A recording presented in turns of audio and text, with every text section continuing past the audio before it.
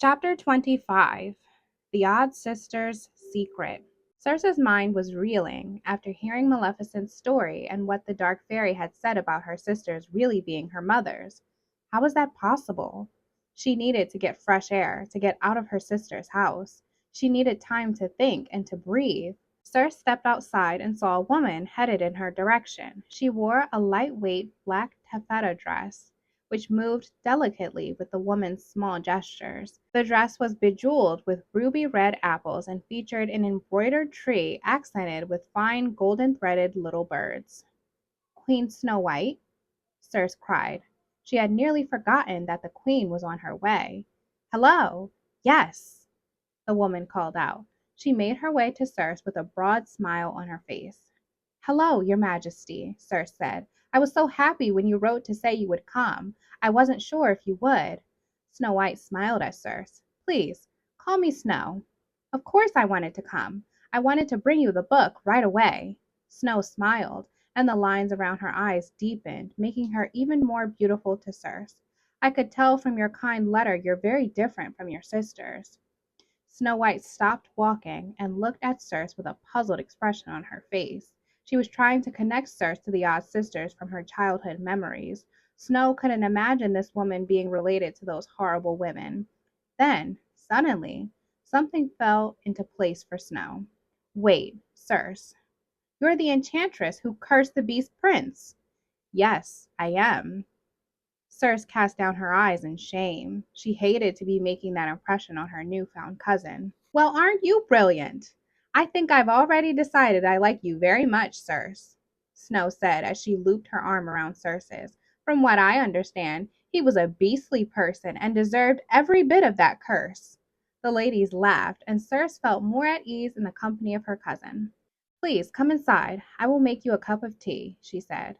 Since you're familiar with the Beast Prince's story, Circe said, this is where Ursula found Princess Tulip, right there, beneath the surface of the water, after Tulip jumped from these cliffs. It hurts my heart to think Tulip was so heartbroken over that wretched man, but the entire experience really did help her become the amazing young woman she is now, so I shouldn't lament the path that brought her here. As Snow listened, her large dark eyes seemed to sparkle with some thought she wasn't sharing. It occurred to Circe that Snow White was a quiet woman. She knew she already loved Snow White, even though she had met her only a few moments before. There was an undeniable kindness within her that endeared her to Circe. You don't talk very much, do you, Snow? Snow shook her head. I suppose not. I talk with my mother, my daughters, and with my husband, the king, of course. They are my best friends.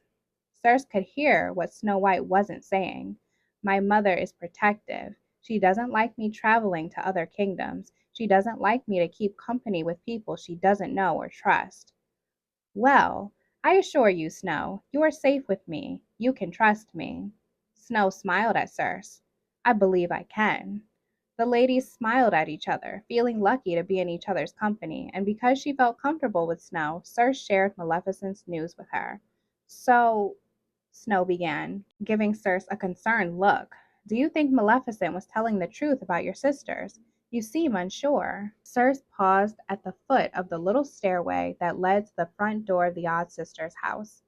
She thought about the question. I don't know, she replied finally, taking a small pouch from her pocket. Circe sprinkled a brilliant sapphire-colored powder out of the pouch into Snow's hand. It sparkled in the sunlight as though it were made of real sapphires.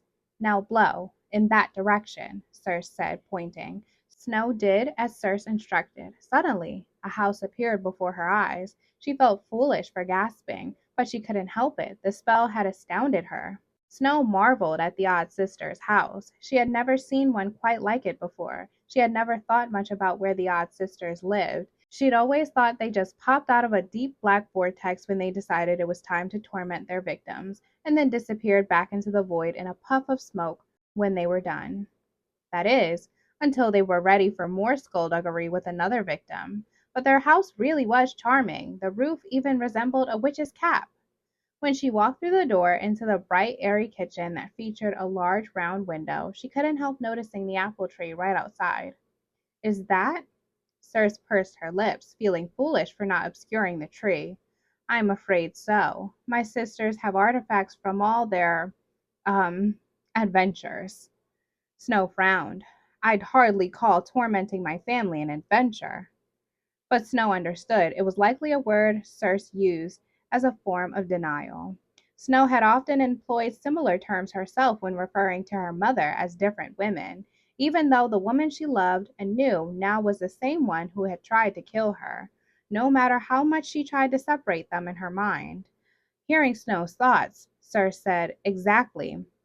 I'm so happy we understand each other, probably even more than we could possibly know now. I have a feeling we are going to be great friends. I already love you very much." Snow White smiled. "I feel the same way. After everything you've told me, I feel as though I already know you quite well, and you've shared so much with me. Everything you've been through these past few days, I feel as if I've experienced it with you. It's so strange being here, being in your sister's house. I spent so many years wondering who your sisters really were, wondering what made them the way they are, and why they hounded me as a child. They still haunt me in my dreams." Circe looked concerned. "Do they? I'm so sorry. If they are sending you bad dreams, I will see what I can do to put a stop to it." Now Circe had another reason to be upset with her sisters. After all those years, they were still tormenting Snow White. It made her angrier than she wanted to admit. "Come, sit down and make yourself comfortable. I will make you some tea," Circe said. She could tell Snow didn't quite understand why she was there. It had suddenly occurred to Snow that she could have just sent the book. Why had she come? Was it presumptuous of her to intrude like this with Circe going through so much? Circe smiled at her cousin. "I did send you the spell so you could come, Snow. You're most welcome here." Snow handed Circe the book of fairy tales she had brought with her. "Here, take this, and let me make the tea. I can't stand not feeling useful. Since I don't know my way around spell books, you should probably leave the more mundane tasks, like making tea and preparing meals, to me." Circe thought Snow White was probably the sweetest lady she had ever met.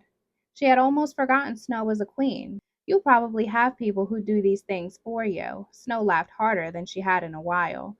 "I used to handle cooking and cleaning for 7 dwarves. I can handle making us a pot of tea.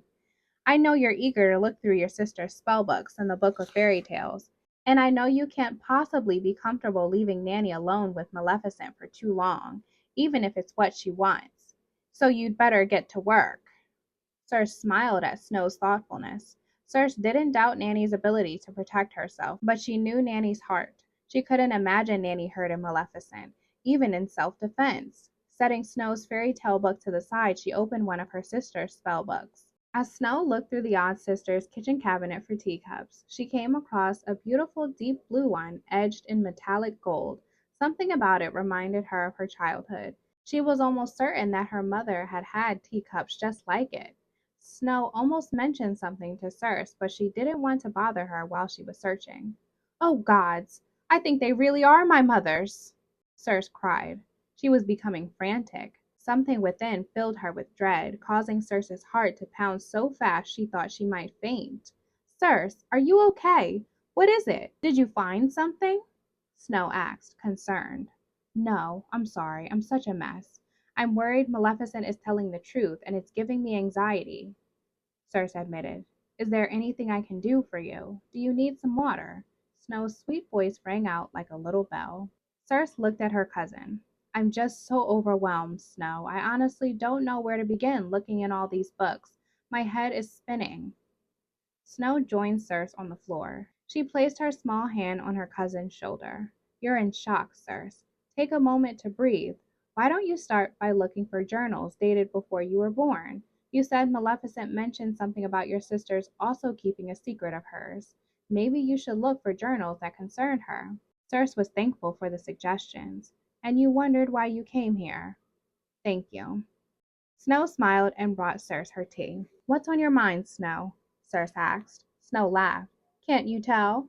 Circe shook her head. "Not always. Not if I'm not listening. I do get the sense you wanted to ask me something, something you think might upset me. I'm wondering if you're going to wake up your sisters." I, well, of course I am," Circe said. But she herself was starting to wonder if that was really a good idea. "You don't seem sure. Circe wondered if Snow was reading her thoughts. Are my expressions that easy to read? Snow put back the deep blue and shining gold teacup, deciding she didn't fancy being reminded of her childhood. Instead, she chose two cups that were black and edged in silver. Well, if I were you, I would be feeling the same way. I'd be conflicted. Part of me would want my family back, but the other would wonder if it was responsible to unleash them on the many kingdoms. Circe knew what she was saying was true. And, of course, if Maleficent is telling the truth, and I have a feeling she is, I will want answers. Answers only my mothers will have. And you will want those answers from them directly. You don't think you will find all the answers you need in these books. Snow brought Circe her cup of tea as Circe started a fire in the fireplace with a wave of her hand. I'm not sure, Circe replied, but there is only one way to find out.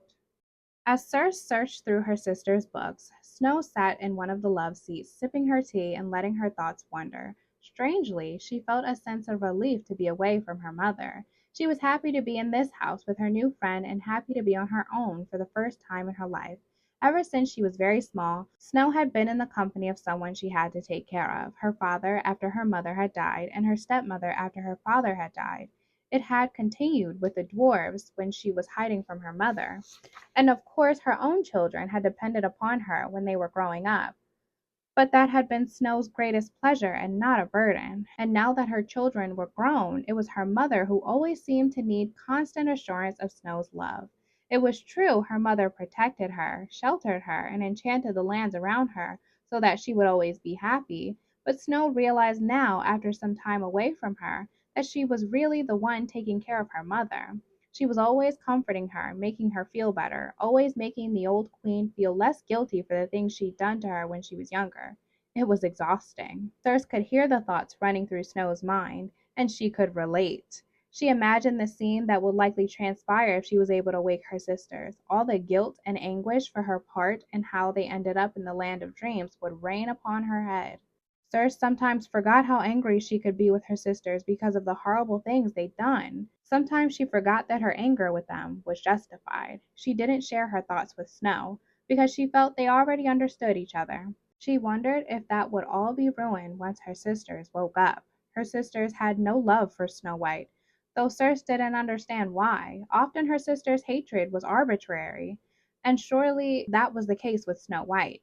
She had been just a child when they knew her. Perhaps I will find answers in these journals. Maybe after all these years I will finally get to know my sisters and learn who they really are. She had been looking through the spell books for a long while when something finally caught her eye. Circe went ghastly pale. All the color ran from her face, and she looked like she might faint. Oh, Snow, I think I found it. I think I found what Maleficent was talking about. It's a spell. What is it? Snow ran to Circe. Are you okay? Come sit down over here. I will get you some more water. You look dreadful. Circe was in shock. I understand now. It all makes sense. Everything. Every foul deed. My sister's mania. My powers. Everything. What does it say? Snow's eyes were wide. She was frightened for Circe. Before Circe could answer, they were interrupted by a terrible rumbling. Snow rushed to the window and saw that the house was lifting off the cliff, rising through the clouds into the heavens. Circe, what's happening? Are you doing this? Circe looked just as terrified as Snow was. No, I don't know why the house is traveling. Snow, sit down. I'm sure we'll be safe, but please sit down just in case. Circe went to the large round window in the kitchen to get a better view of where they were headed. Although she had experienced it more times than she could correctly recall, her sisters had always directed the house. She had no idea why it was moving on its own. Snow clenched the arms of her chair tightly. Circe sat back down beside Snow. We'll be fine, sweetheart, I promise. This is the way my sisters and I have always traveled. The house is meant to move from one place to another like this. I just don't understand why it's happening now and on its own. But where are we going, Circe? Snow asked. I don't know, my dear. I guess we'll find out when we get there.